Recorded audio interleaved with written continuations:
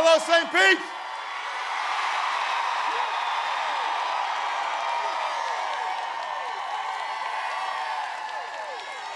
I am fired up. I am ready to go forward. Oh, it is good to be back in Florida.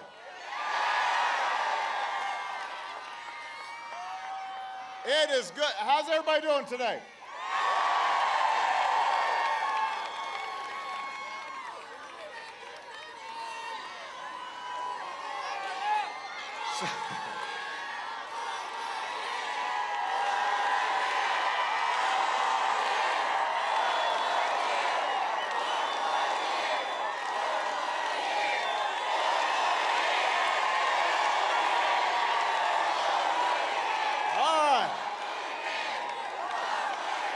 Now, first thing I want to do is make sure everybody's staying hydrated. And if you've been standing here a while, bend your knees. I don't want anybody falling out. I want to thank Charlie Crist for his introduction, for his support, for showing that the values that we're fighting for are not Democratic values or Republican values. They are American values. That's what we're fighting for.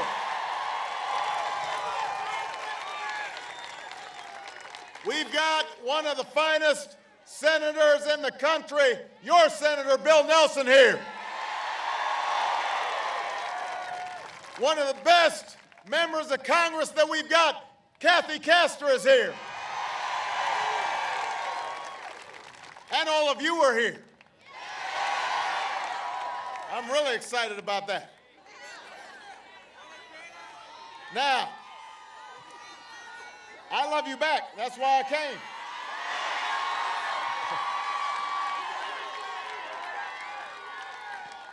Now, we just had our convention in Charlotte, North Carolina. Folks there could not have been more welcoming. Michelle, what can I say?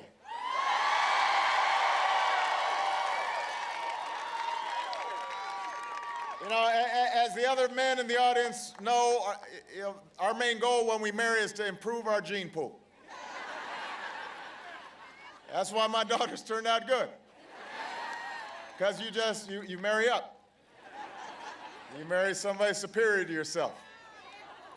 And you beg them until they marry you. Persistence is the key. And then you got President Clinton, who made the case as only he can.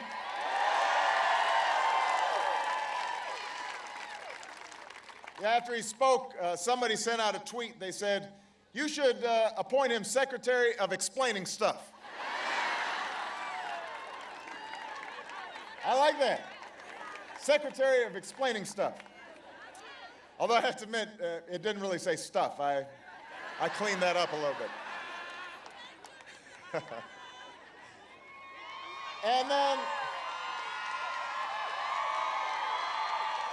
And then 2 days ago, I did my best to lay out the stakes in this election, because they are big stakes. Now, both sides have made their arguments now. And I know you had a lot of national Republicans in the neighborhood making their argument. We've made ours. And so now you've got a big choice to make. And by the way, don't boo, vote. Vote. I honestly believe this is the clearest choice of any time in our generation. Because it's a choice not just between two candidates or two political parties. This is a choice between two fundamentally different paths for America, two fundamentally different visions for our future. Now, ours is a fight on behalf of that basic bargain that built the largest middle class and the strongest economy the world has ever known. The bargain that says, if you work hard, it will pay off. The bargain that says responsibility will be rewarded, and everybody's got a fair shot, and everybody does their fair share, and everybody plays by the same set of rules from Main Street to Wall Street to Washington, D.C. That's what we're fighting for.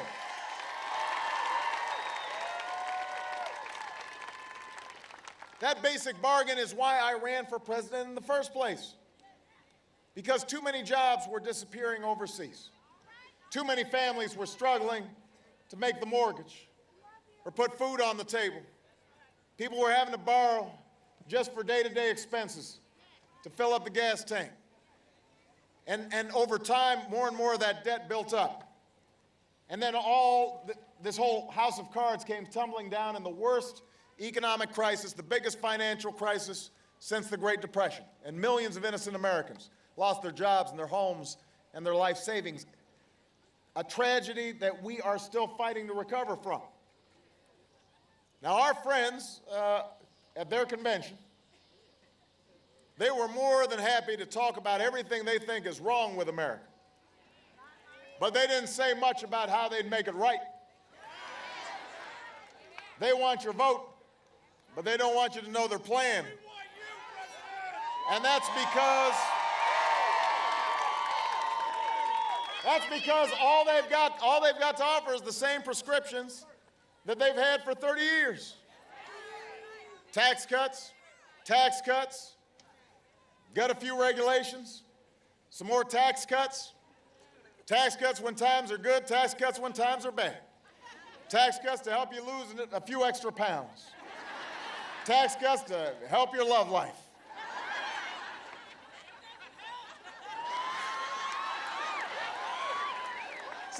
Somebody said it doesn't help.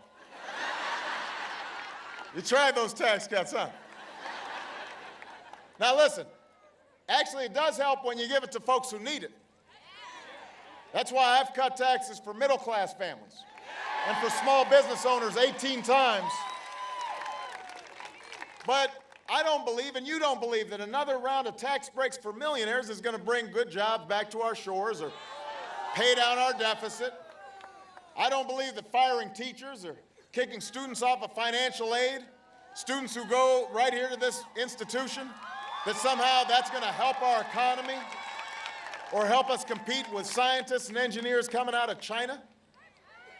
After all that we have been through, do we really think that it would make sense to roll back regulations on Wall Street?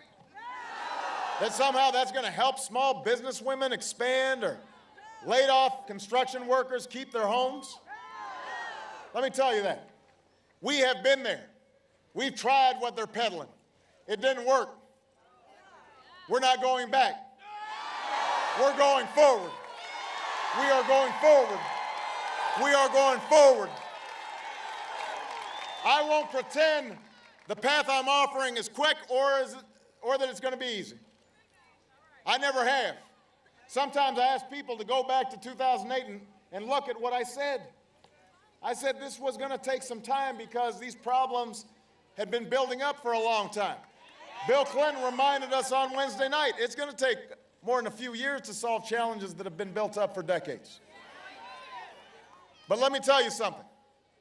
When our opponents say this nation is in decline, they are dead wrong. This is America. We still have the best workers in the world and the best entrepreneurs in the world. We've got the best scientists and the best researchers. We've got the best colleges and the best universities.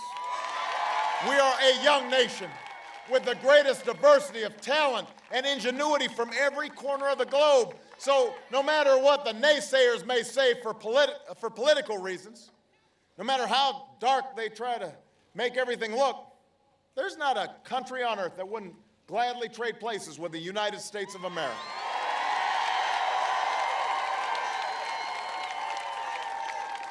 And I am here to tell you our problems can be solved and our challenges can be met. The path we offer may be harder, but it leads to a better place. And I'm asking you to choose that future. I am asking you to rally not just behind me, but around a set of goals for your country. Goals in manufacturing and energy, in education and national security, in reducing our deficit. Real achievable goals that will lead to new jobs and more opportunity and rebuild this economy on a stronger foundation. That's what we can do in the next 4 years. And that's why I'm running for a second term as President of the United States.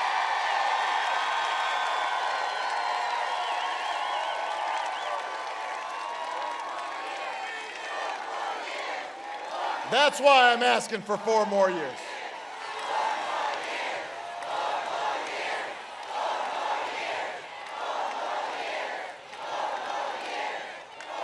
Now, I want you to, in case you missed it 2 days ago, I want to repeat in very plain terms what goals I'm talking about.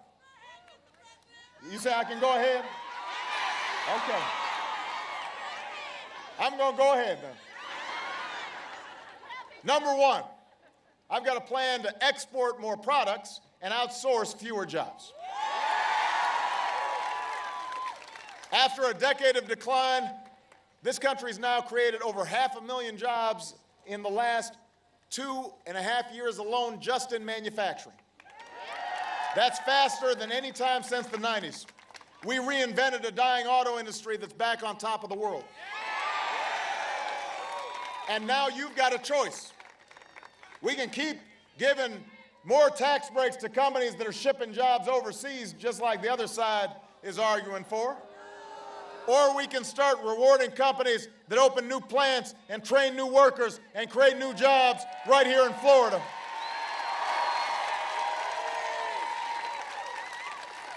We can help big factories and small businesses double their exports and create 1 million new manufacturing jobs in the next 4 years. You can make that happen. That's part 1. Part 2, I've got a plan to control more of our own energy. After 30 years of inaction, we raised fuel standards so that by the middle of the next decade, your cars and trucks will go twice as far on a gallon of gas. That will save you money. It'll help the environment. We've doubled our use of renewable energy, and thousands of Americans now have jobs building wind turbines and long-lasting batteries. Today, the United States of America is less dependent on foreign oil than at any time in nearly 2 decades. Think about that. So we're moving to control our own energy. The other side, they don't have a real plan. So you've got a choice between a plan that wants to just reverse the progress we've made or one that builds on it.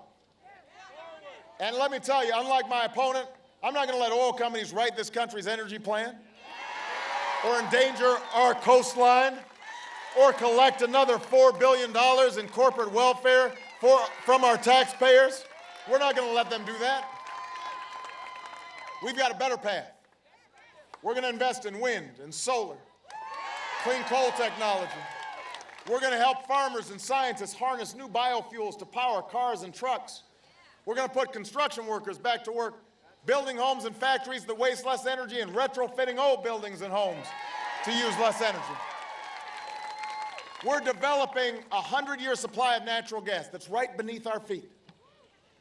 If you choose this path, we can cut our imports in half by 2020 and support more than 600,000 new jobs in natural gas alone.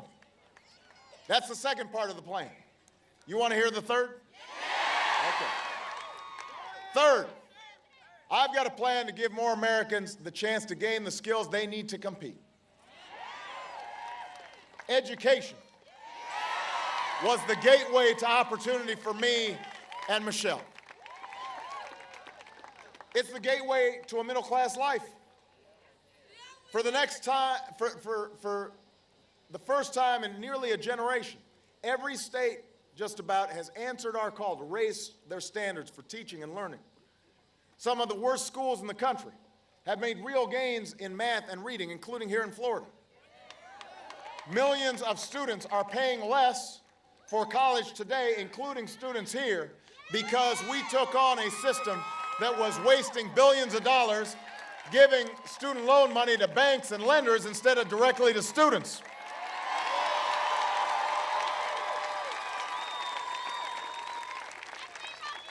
So now you've got a choice. We can gut education like these other folks were recommending, or we can decide that in the United States of America, no child should have her dreams deferred because of a crowded classroom or a crumbling school. No family should have to set aside a college acceptance letter because they don't have the money. No company should have to look for workers in China because they couldn't find ones with the right skills right here at home. So help me recruit 100,000 math and science teachers in the next 10 years and improve early childhood education and give 2 million workers the chance to learn skills at that community college that will lead directly to a job. And let's help work with colleges and universities to cut in half the growth of tuition costs over the next 10 years because, you know, higher education is not a luxury anymore. It is an economic necessity that everybody should be able to afford. And we can meet that goal together. You can choose that future if you're willing to move forward with me.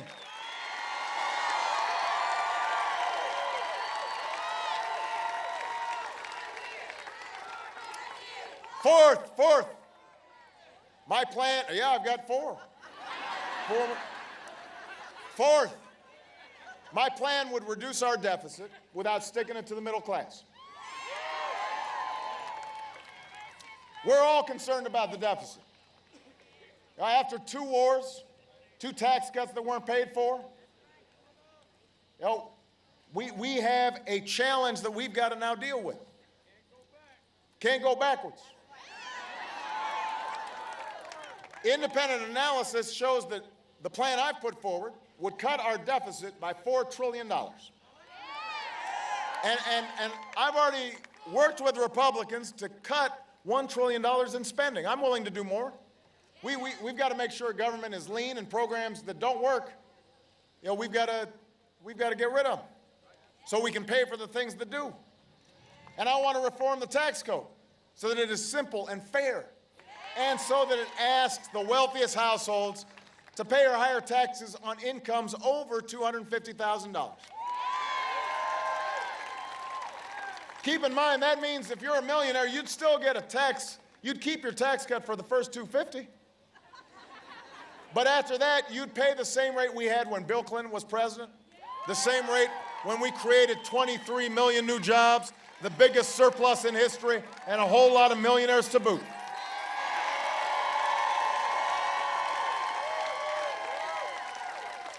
And by the way, the reason that I want to keep tax cuts for middle-class families, but I don't need one, Mitt Romney doesn't need one, is because what happens when middle-class families, when teachers and construction workers and receptionists, and what happens when folks have a little money in their pocket? And when they spend it, that means business has more customers. And that means business makes more profit, which means business hires more workers, who then spend more money. The whole economy gets stronger.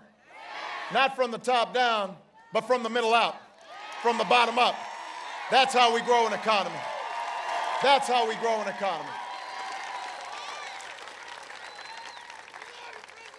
You know, this week, President Clinton pointed out the single biggest thing missing from my opponent's plan: arithmetic.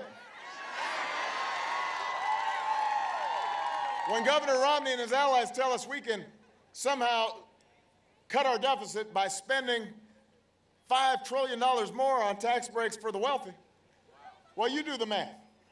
How's that going to work?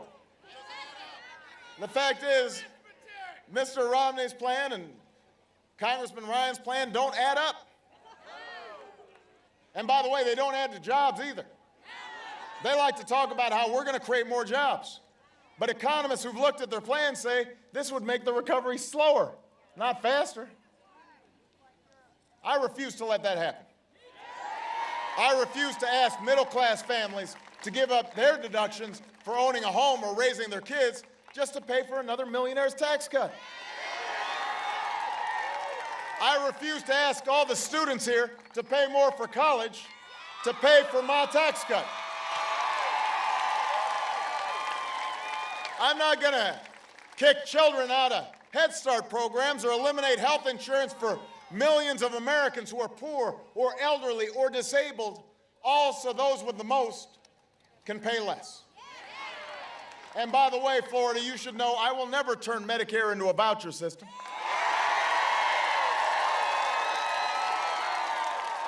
No American should have to spend their golden years at the mercy of insurance companies. They should retire with the dignity and the respect and the care that they have earned. So yes, we will reform and strengthen Medicare for the long haul. That needs to be done, but we're going to do it by reducing the cost of health care, not by just dumping the cost on seniors and asking them to pay more, thousands of dollars or more. And while we're at it, we're going to keep the promise of Social Security by taking the responsible steps to strengthen it. And that's not by turning it over to Wall Street. Now, rebuilding the economy is essential, but everybody knows our prosperity at home's linked to what we do abroad. 4 years ago, I promised to end the war in Iraq. I did. I said that we would begin to wind down the war in Afghanistan, and we are. A new tower rises above the New York skyline.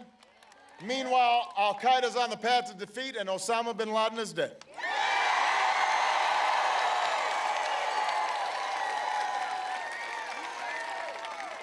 So we're going to keep moving forward. As long as I'm commander-in-chief, we will sustain the strongest military the world has ever known. And when our troops come home and take off their uniform, like this veteran right here, we will serve them as well as they have served us. Because no one who fights for this country should ever have to fight for a job or a roof over their heads or the care that they need when they come home.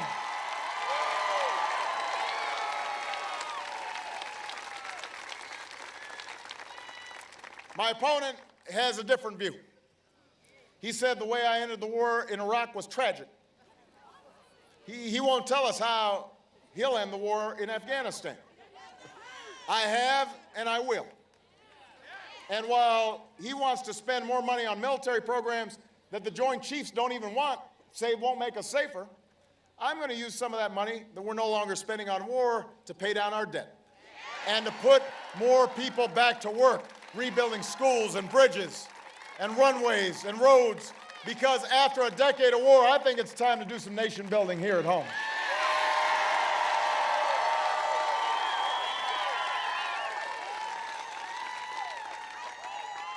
So, this is the choice that we face. This is what the election comes down to. Over and over, the other side spent all the time they had here in Florida saying that bigger tax cuts and fewer regulations are the only way.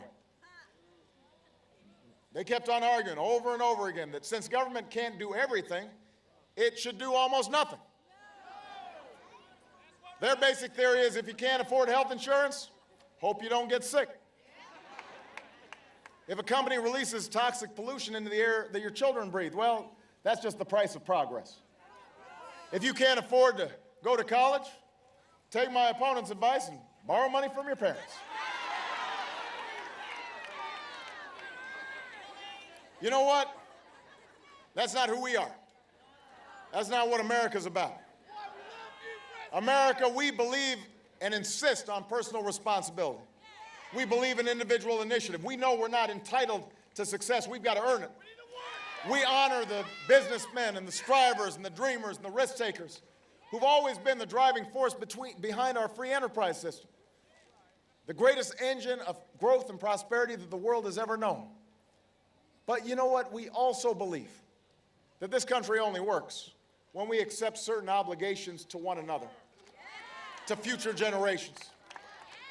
We believe in the idea of citizenship, the idea that America is not just about what can be done for us, but what can be done by us, together, as one nation, as one people. That's what you believed 4 years ago. I told you the election wasn't about me, it was about you. And as I look out on this crowd, I am reminded you were the change. Folks here in Florida from every walk of life, black, white, Hispanic, Asian, Native American, young, old, gay, straight, able, not disabled. Listen, you're the reason that seniors across Florida are saving an average of $600 every year on prescription drugs because of Obamacare, because of health care reform. You did that. By the way, I do care. I like the term Obamacare. Mr. Romney says he's going to repeal it, which means his plan is Romney don't care.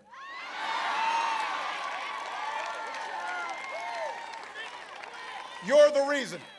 You're the reason that a woman in Doral who's already working full-time during the day can now afford to go to school at night because she's getting the financial aid that she needs. That's because of you and what you did. You're the reason there's a working family from Hollywood who was able to save their home from foreclosure, keep their piece of the American dream. You made that possible. You're the reason a young immigrant who grew up here and went to school here and pledged allegiance to our flag will no longer be deported from the only country she's ever called home. You're the reason why an outstanding soldier won't be kicked out of the military because of who they are or who they love. You're the reason why thousands of families have been able to say to loved ones who served so bravely, welcome home.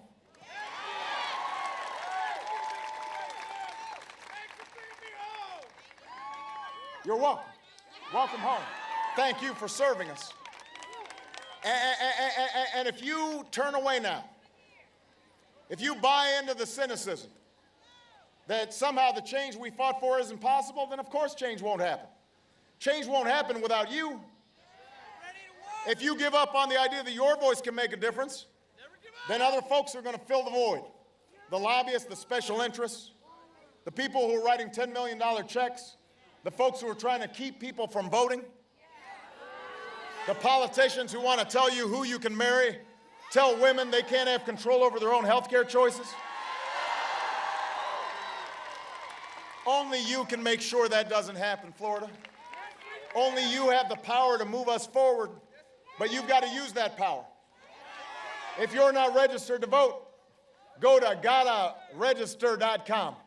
Not got to, gotta, G-O-T-T-A, register.com.